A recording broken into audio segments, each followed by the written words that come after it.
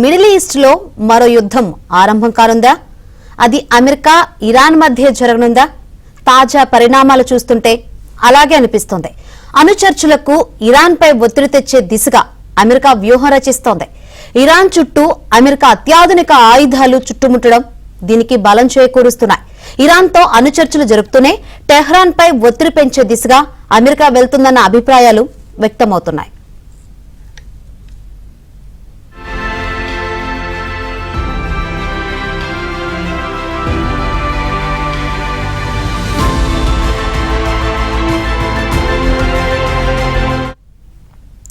Iran America మధ్య ఇటీవల తొలి విడత చర్చలు ఒమన్ లో జరిగాయి. అయితే రెండో విడత చర్చలు మొదలు కావడానికి ముందే అమెరికా తన రెండో aircraft carrier USS Carl Vinson ను టెహ్రాన్ వైపు పంపించడం మొదలుపెట్టింది. దీంతో పాటు క్యారియర్ స్ట్రైక్ గ్రూపులోని బెటాలియం మొత్తం అరేబియా సముద్రం దిశగా ప్రయాణం మొదలుపెట్టాయి. ఇక అప్పటికే ఈ ప్రాంతంలో ఉన్న aircraft carrier USS Harry S Truman కూడా హుతీలపై దాడులు చేపడుతున్నాయి.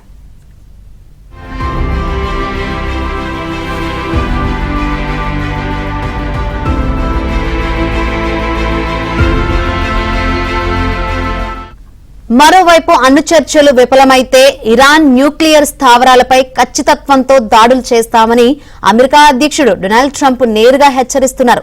దీనికి ఇరాన్ కూడా ధీటుగా స్పందిస్తూ ప్రస్తుతం ఉన్న యురేనియం నిల్వలతో తాము తేలిగ్గా అణుబాంబును తయారు చేయగలమని చెబుతోంది. కానీ ట్రంప్ మాత్రం తన వైఖరి మార్చుకోవడం లేదు. అన్నట్లుగానే ఇరాన్ చర్చలకు ఒప్పుకోకపోతే దాడి చేసేందుకు సిద్ధమవుతున్నారు.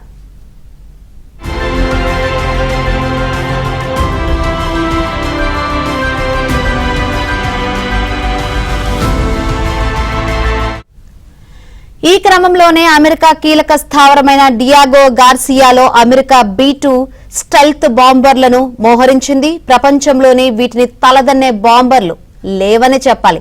ఇది ఇరాన్లో అండర్ గ్రౌండ్ స్థావరాలను కూడా లక్ష్యంగా చేసుకోగలదు. అమెరికా వద్ద ఇలాంటివి మొత్తం 20 ఉంటే వీటిల్లో 6 బాంబర్లను ఇరాన్ సమీపంలోకి తరలించింది. దీంతో అమెరికా ఇరాన్ మధ్య ఎప్పుడు ఏం జరుగుతుందోనని ప్రపంచ దేశాలు ఆసక్తిగా చూస్తున్నాయి.